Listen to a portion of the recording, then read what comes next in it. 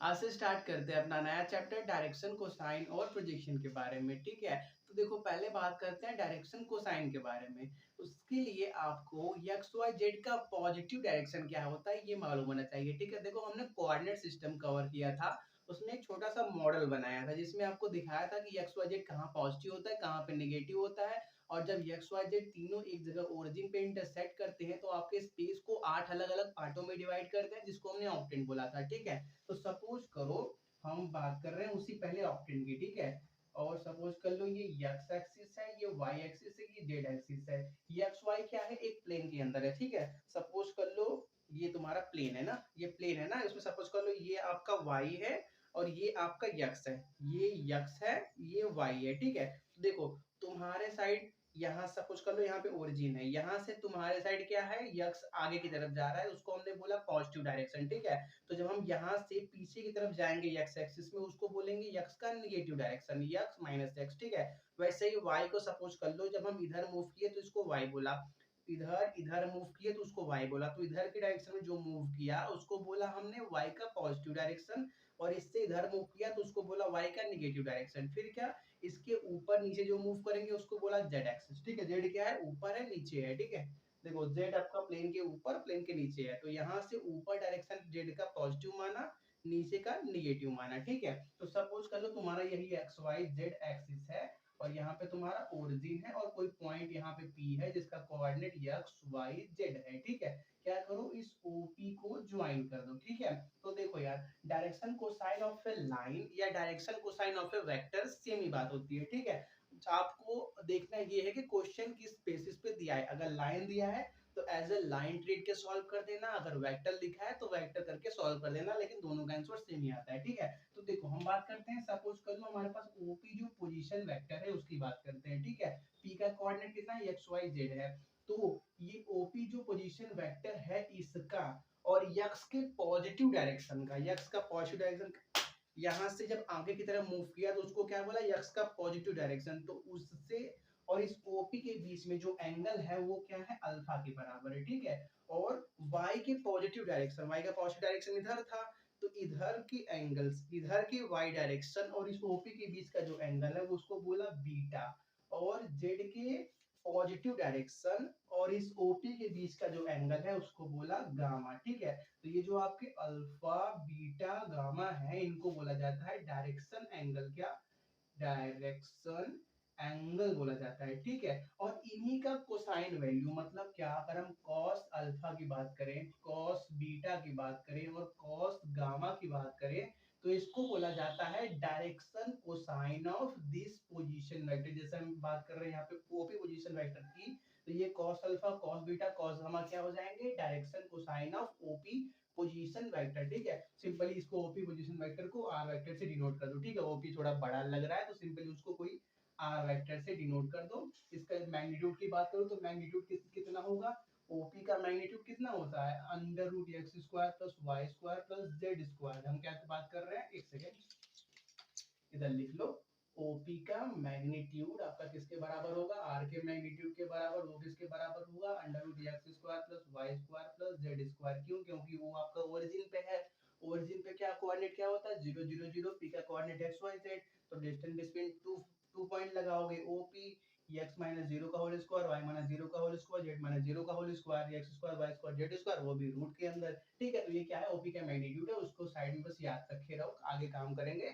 Important बात ये है कि cos alpha cos beta cos gamma क्या बन गए, डायरेक्शन कोसाइन किसके, ओपी पोजीशन वेक्टर के। ठीक है, एक सेकंड मार्कर गिर गया था। तो अगर हम बात करें अब पीओ पोजीशन वेक्टर की, ठीक है, ओपी पोजीशन वेक्टर का मतलब हम ओ से पी की तरफ मूव किए। ठीक है, पीओ पोजीशन वेक्टर में क्या होगा, हम पी से ओ की तरफ मूव करेंगे। ठीक है, कहाँ, पी से ओ की तरफ मूव करेंगे। तो देखो एक इंपॉर्टेंट बात बताओ, सपोज कर लो ये एक्स एक्सिस है और तुम्हारा यही वो ओपी पोजीशन वेक्टर था। ठीक है, सपोज कर लो यहाँ पे ओ है और यहाँ पे पी है, और पहले क्या था, एक्स के पॉजिटिव डायरेक्शन और इसके बीच में एंगल कितना था, अल्फा, और ये पूरा कितना होता है, पूरा होता है 180।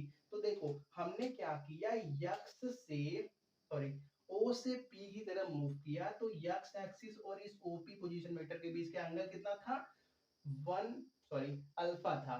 तो अगर हम क्या करेंगे पी से ओ की तरफ मूव करेंगे तो उस केस में एंगल कितना होगा, उस केस में एंगल होगा आपका 180 माइनस अल्फा। क्यों? क्योंकि देखो हमने क्या देखा है, एंगल कहाँ मेजर किया जाता है, एक्स एक्सिस के पॉजिटिव डायरेक्शन के साथ, ठीक है। और पी ओ जो आपका है ओपी के अपोजिट डायरेक्शन में, देखो एक्स एक्सिस ऐसे है तो एंगल हमेशा कैसे मेजर किया जाता है, अगर कोई एक वेक्टर इस डायरेक्शन में डायरेक्टेड है और कोई एक वेक्टर ऐसे डायरेक्टेड है, सपोज कर लो यहाँ पे O है, ये x है, यहाँ पे O है, यहाँ पे P है, तो इनके बीच का एंगल अल्फा ऐसे डायरेक्ट ऐसे क्या किया जाता है, मेजर किया जाता है। सेकेंड केस में हमने क्या किया, P से एक ही तरफ मूव किया, मतलब इस बार एरो ऐसे बन गया, तो इस टाइम पे ये जो एंगल अल्फा दिख रहा है वो एक्स एक्सिस और पीओ का बीच का एंगल नहीं बन सकता, ठीक है। देखो हमको क्या करना पड़ेगा, पैरेलल शिफ्टिंग करना पड़ेगा। वेक्टर के केस में पैरेलल शिफ्टिंग पॉसिबल है, हमने क्या मालूम है बहुत पहले 11th में ही देख लिया था, ठीक है। तो करो क्या, यक्स को वैसे ही रहने दो, ठीक है। क्या करो, अपने पी को और नीचे शिफ्ट करो, वहां से और नीचे लेते आओ, ठीक है। तो हमारा यहाँ पे क्या आ जाएगा, ओ आ जाएगा, यहाँ पे पी आ जाएगा। तो देखो अब टेल से टेल मिल गए, मतलब इस टाइम पे इनके बीच का एंगल हम निकाल सकते हैं, ठीक है। तो ये जो अगर हम पूरा इसको बढ़ा दे, ठीक है, ये जो एक्स एक्सिस है इसको बढ़ा दे, तो ये एक्स एक्सिस ये पूरा कितना है 180 डिग्री, ठीक है। और देखो ये पहले क्या था, ऊपर था, पहले ये क्या था, हल्का सा ऊपर था, और ये एंगल कितना था, अल्फा था, ठीक है। तो ये अल्फा है तो ये भी क्या होगा, अल्फा ही होगा। क्लियर हो रहा है? थोड़ा सा एक सेकंड रुको, यहाँ पे अच्छे से कर दे, ठीक है।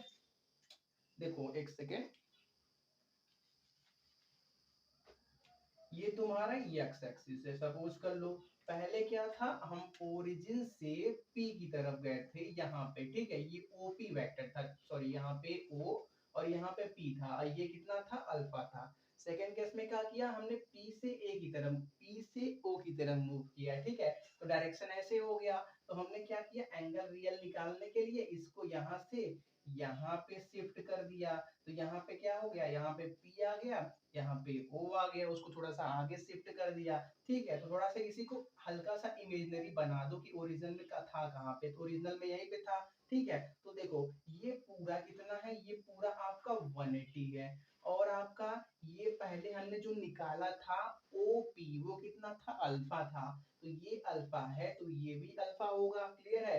हमको निकालना कौन है, हमको निकालना है एक्स एक्सिस और पीओ के बीच में एंगल, मतलब अब इस बार ये निकालना है, ये वाला एंगल निकालना है, ये वाला, ठीक है। तो ये अब कितना बचा है, ये कितना बचा है, ये नीचे का पूरा कितना होगा 180 होगा, और अल्फा माइनस कर दो तो कितना बचेगा 180 माइनस अल्फा बचेगा, तो कितना आया, एक्स एक्सिस और पीओ के बीच में एंगल 180 माइनस अल्फा आया। ये बात क्लियर हुआ? एक बार फिर देखो, ठीक है, ये हमारा था एक्स एक्सिस, ये हमारा था O, यहाँ पे था P, ठीक है। पहले क्या था, एक्स एक्सिस और OP डायरेक्शन पोजीशन वेक्टर के बीच में एंगल अल्फा था। फिर हमने क्या किया, PO पोजीशन वेक्टर निकाला, तो क्या किया, उसके लिए हमने यहाँ पे उसको शिफ्ट किया, यहाँ पे P आ गया, यहाँ पे O आ गया, तो हुआ क्या, हमको ये एंगल इस बार चाहिए, ये अल्फा है तो ये भी अल्फा होगा, ये पूरा कितना है 180, ये अल्फा, तो ये कितना बचा 180 माइनस अल्फा बचा, तो एक्स एक्सिस और पीओ के बीच में एंगल इस बार कितना है 180 माइनस अल्फा। ऐसा ही वाई एक्सिस के साथ भी होगा, वाई एक्सिस और आपके पीओ के बीच का भी एंगल कितना होगा 180 माइनस बीटा के बराबर, और ऐसे z एक्सिस और पीओ पोजीशन वेक्टर के बीच में एंगल कितना होगा 180 माइनस गामा के बराबर। x का भी लिख लो, x एक्सिस के साथ पीओ का 180 माइनस अल्फा एंगल है, तो ये जो आपके 180 minus alpha 180 minus beta 180 minus gamma है, ये क्या कह जाएंगे, डायरेक्शन एंगल ऑफ इसके oh sorry direction angle of PO position vector के, ठीक है। और इन्हीं का कॉस वैल्यू लो तो वो क्या कहा जाएगा, direction cosine of PO position vector, तो इन्हीं का कॉस वैल्यू लो, तो cos 180 minus alpha, cos 180 minus beta, cos 180 minus gamma, ये सब क्या कह जाएंगे, पीओ पोजीशन वेक्टर के डायरेक्शन कोसाइन, ठीक है। तो देखो cos 180 माइनस अल्फा किसके बराबर होता है, माइनस cos अल्फा, तो ये सिंपली क्या आ जाएगा, minus cos alpha minus cos beta minus cos gamma के बराबर, ठीक है। तो देखो हमने क्या किया था, एक सेकेंड इसको रब कर लो, अगर नोट नहीं किया तो थोड़ा सा बैक जाके नोट कर लेना, ठीक है। तब हमने पीओ पोजीशन वेक्टर लिया था, तो हमारे पास उसका डायरेक्शन कोसाइन क्या आया था, cos alpha, cos beta, cos gamma आया था।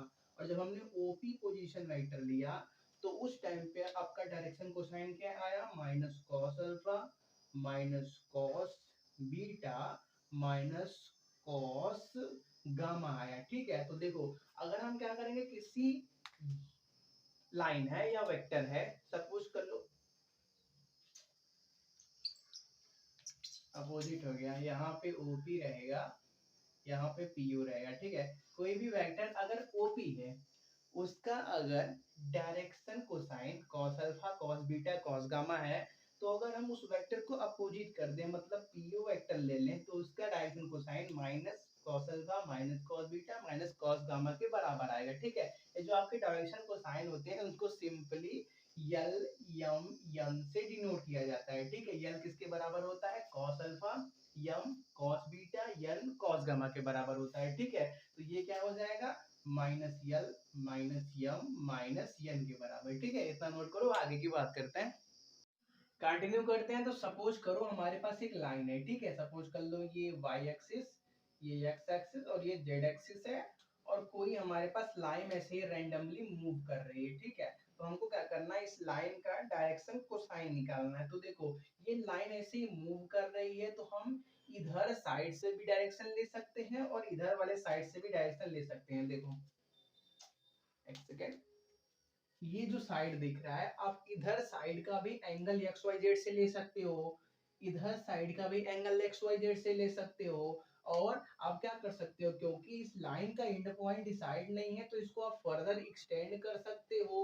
फिर क्या करोगे, इस वाले पॉइंट को पकड़ोगे, अब इस पॉइंट का डायरेक्शन क्या करोगे यार, इस पॉइंट का एंगल चेक करोगे एक्स वाई जेड के साथ, या कोई ये पॉइंट पकड़ो, इस पॉइंट का एंगल चेक करोगे एक्स वाई के साथ, यही ना करोगे। तो देखो जब क्या होता है, किसी भी लाइन का एंड पॉइंट डिसाइड नहीं होता, तो उस केस में आपके पास दो डायरेक्शन कोसाइन आ जाते हैं किसी एक ही लाइन के। ये लाइन तो एक ही है, लेकिन क्योंकि इसका एंड पॉइंट डिसाइड नहीं है, तो इधर भी एक्सटेंड करके इधर भी एक्सटेंड करके आप फर्दर क्या कर सकते हो, इसका दो डायरेक्शन को साइन निकाल सकते हो। ठीक है, तो देखो लेकिन ऐसा पॉसिबल नहीं है किसी एक पार्टिकुलर लाइन के लिए। ठीक है, तो हम क्या करते हैं, हमेशा इसीलिए डायरेक्टेड लाइन लेते हैं। क्या, डायरेक्टेड लाइन, जैसे पिछले क्लास में हम, पिछले क्लास नहीं, पिछले एग्जाम्पल में जो वेक्टर लिया था, उसमें एक बार ओपी पोजीशन वेक्टर लिया था और एक बार पीओ पोजीशन वेक्टर लिया था। ऐसे इसीलिए जब लाइन भी दिया हो तो उसमें भी क्या करना, एक कोई एंड पॉइंट डिसाइड कर देना और क्या कर लेना, डायरेक्शन डिसाइड कर देना कि हमको, सपोज कर लो कोई पॉइंट ये पी है ये क्यू है, तो हम पी से क्यू जा रहे हैं, उस लाइन का हमको डायरेक्शन कोसाइन चाहिए या डायरेक्शन कोसाइन ही चाहिए। ठीक है, और क्या एक इम्पोर्टेंट बात और है ना, एक सेकेंड रुको, क्या था भूल गया रुको, चलो बताते हैं। देखो कोई भी आपके पास लाइन है, अगर वो ओरिजिन से पास नहीं हो रही है, तब उसका डायरेक्शन कोसाइन कैसे निकालोगे। जो वेक्टर वाला एग्जांपल दिया था, उसमें आपका जो पोजीशन वेक्टर था वो ओरिजिन से पास हो रहा था। तो अगर कोई ऐसा लाइन ले लो जो क्या कर रहा है, ओरिजिन से पास नहीं हो रहा है, सपोज कर लो यही लाइन कोई ए बी है, तो इसका डायरेक्शन कोसाइन आप कैसे निकालोगे। तो ऐसे लाइंस जो ओरिजिन से पास नहीं होते, उनका डायरेक्शन कोसाइन निकालने के लिए इसी के पैरेलल एक लाइन लो जो क्या है, ओरिजिन से पास हो रहा हो। ठीक है, इसी के पैरेलल है और ओरिजिन से पास हो रहा है, इसको कोई लाइन पी क्यू दे बोल दो। अब क्या करो, अब पी क्यू का डायरेक्शन कोसाइन निकाल दो। जो डायरेक्शन कोसाइन पी क्यू का होगा वही डायरेक्शन कोसाइन ए बी का होगा। क्यों, क्योंकि जो भी जितने भी आपके पैरेलल लाइंस होते हैं उनका डायरेक्शन कोसाइन क्या होता है, ऑलवेज सेम होता है। ठीक है, ये इंपॉर्टेंट पॉइंट है, इसको नोट कर लो। नेक्स्ट बात करते हैं direction cosine of coordinate axis के बारे में। ठीक है, कोऑर्डिनेट एक्सिस मतलब एक्स वाई जेड जो हमने बनाया था, उन्हीं का क्या करते हैं, इस बार डायरेक्शन कोसाइन निकालते हैं। ठीक है, ये वाई ये जेड ये आपका ओरिजिन।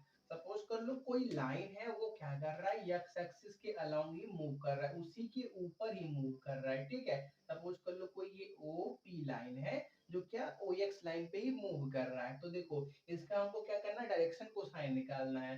तो इस ओपी लाइन का यक्स एक्सिस के साथ एंगल कितना है, यक्स एक्सिस के साथ एंगल 0 डिग्री है, क्योंकि वो उसी के ऊपर है, पैरेलल लाइन है उसी के ऊपर, तो उनके बीच में एंगल कितना 0 डिग्री। और क्या वाई एक्सिस के साथ बात करें तो वाई और यक्स क्या है 90 डिग्री, तो वाई और आपका ये जो ओपी होगा वो भी क्या होगा 90 डिग्री पे होगा। जेड एक्सिस भी क्या होगा 90 डिग्री पे होगा, क्योंकि यक्स और जेड भी परपेंडिकुलर, तो आपका ओपी और जेड भी परपेंडिकुलर। ये सब क्या हो गए आप 0, 90 और 90 ये सभी क्या होगा direction angle of OP line. अगर इन्हें क्या कॉस वैल्यू लो, मतलब क्या कॉस 0 और क्या कॉस 90 और क्या कॉस 90, तो ये क्या बन गया direction cosine of x axis बोले, या वही जो लाइन जो एक्स एक्सिस पे मूव कर रहा है। तो देखो ये क्या आएगा cos 0 1 cos 90 0 cos 90 0, तो 1 0 0 आया किसका ओपी का डायरेक्शन कोसाइन। तो पैरेलल लाइन के डायरेक्शन कोसाइन क्या होते हैं सेम होते हैं, तो एक्स एक्सिस का भी डायरेक्शन कोसाइन क्या आ जाएगा 1 0 0, तो एक्स एक्सिस का डायरेक्शन कोसाइन कितना आया 1 0 0। नेक्स्ट बात करते हैं वाई एक्सिस के डायरेक्शन कोसाइन के बारे में, ठीक है। तो सपोज कर लो वही कोई लाइन है जो क्या कर रहा है वाई एक्सिस पे मूव कर रहा है, ठीक है, कोई लाइन है जो वाई एक्सिस पे मूव कर रहा है, तो उसका कोई भी ओपी लाइन बोल दो, ओपी लाइन का एक्स एक्सिस के साथ एंगल कितना होगा 90 डिग्री, क्योंकि वाई और एक्स के बीच में 90 डिग्री है, तो ओपी और एक्स के बीच में 90 डिग्री। ओपी का वाई के साथ एंगल कितना होगा 0 डिग्री, क्योंकि उसी के ऊपर है, और जेड एक्सिस के साथ कितना होगा वो भी होगा 90 डिग्री, 90 डिग्री होगा। तो इन्हीं का cos वैल्यू मतलब cos 90 cos 0 cos 90 क्या कहलाएगा ओपी का डायरेक्शन कोसाइन। cos 90 मतलब 1 सॉरी 0 cos 90 cos 0 cos 90 मतलब क्या 0 1 0, ये क्या बन गए आपके ओपी लाइन जो कि y एक्सिस पे मूव कर रहा है उसका डायरेक्शन कोसाइन। पैरेलल लाइन का डायरेक्शन कोसाइन सेम, तो y एक्सिस का डायरेक्शन कोसाइन कितना आ गया 1 0 1 0 आ गया।